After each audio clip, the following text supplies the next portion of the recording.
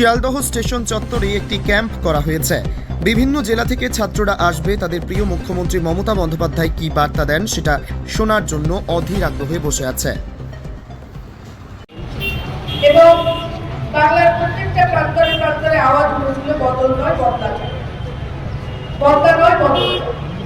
আমরা জানি মাননীয় মুখ্যমন্ত্রী মমতা বন্দ্যোপাধ্যায়ের হাত ধরে বাংলার আপামর জনসাধারণ, বাংলার সাধারণ খেটে খাওয়া মানুষ থেকে শুরু করে সমস্ত মানুষ সেদিনকে বাংলার বুকে গড়তে উঠেছে।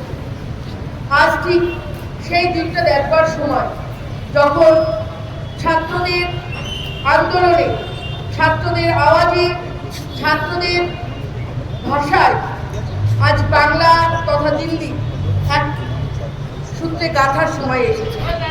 আমাদের একটাই আবেদন, একটাই আবদার, আমরা বাঙালি প্রধানমন্ত্রী চাই।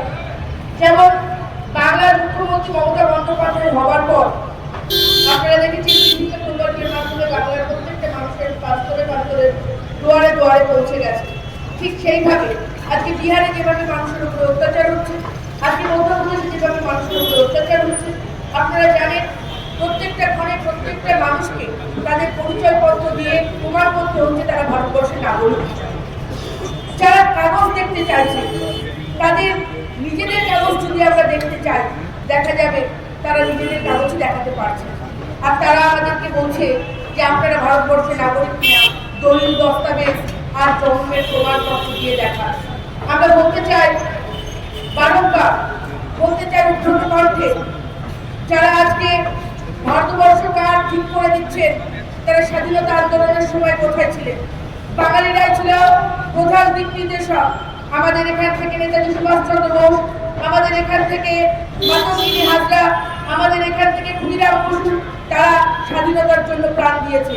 আর যদি বলি, যারা নন বেঙ্গলি ভাষায় কথা বলে, যারা বাংলার অসুবিধাকে বোঝেন না, যারা বাংলাটাকে বোঝেন না, যারা বাংলার মাটিকে বিখণ্ডিত করবার চেষ্টা করছেন, তাদের উদ্দেশ্যে বলবো, বাংলার মাটি দুর্জয় ঘাটি, বাংলার মাটি আন্দোলনের মাটি, বাংলার মাটি সোনার মাটি, বাংলার মাটি সোনার থেকেও খাটি।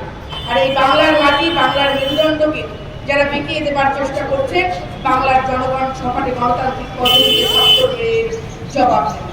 যেভাবে বাঙালিদের মেরুদণ্ড বাঁকানোর চেষ্টা চলছে, সেই তাৎক্ষণিক মুহূর্তে মমতা বন্দ্যোপাধ্যায় ডাকে 28শে আগস্টকে কেন্দ্র করে সমস্ত জেলা ব্যাপী উত্তর থেকে দক্ষিণ সমস্ত ছাত্র ইউনিয়নের ভাইরা আজ কলকাতার রাজপথ কালো মাথায় ঘুরিয়ে দেবার জন্য আমাদের এই কলকাতাতে উপস্থিত হয়েছে।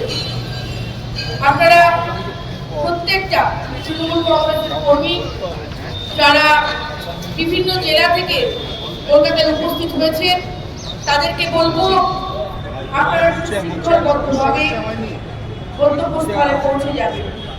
আমাদের নেত্রী, আমাদের যুবরাজ অভিষেক বন্দ্যোপাধ্যায়, মমতা বন্দ্যোপাধ্যায় আপনাদেরকে যে বার্তা দেবে, সেই বার্তা আপনারা দিক বিদিক পৌঁছে দেবেন। মমতা বন্দ্যোপাধ্যায় সেদিন কংগ্রেসের যুবা নেত্রী ছিলেন। সেদিন মমতা বন্দ্যোপাধ্যায় বাংলার রাজপথে আন্দোলন করেছিলেন, মানুষের জন্য আন্দোলন করেছিলেন, খেটে খাওয়া মেহনতি মানুষদের উদ্দেশ্যে। সেই জায়গায় দাঁড়িয়ে মমতা বন্দ্যোপাধ্যায়ের উপরে অকথ্য অত্যাচার করেছিল সেই সময়কার বুদ্ধজ্যোতি পুলিশ। সেদিন যখন মমতা বন্দ্যোপাধ্যায় এই প্রতিবাদ নিয়ে দিল্লি পৌঁছেছিলেন, তিনি বুঝতে পেরেছিলেন এটা তরুণদের সরকার। কেন্দ্রে সবুজ হলেও রাজ্যে সমস্ত সময়ই লাগে। তাই তিনি সেই অসহিষ্ণুতাকে ত্যাগ করে তিনি বাংলার জন্য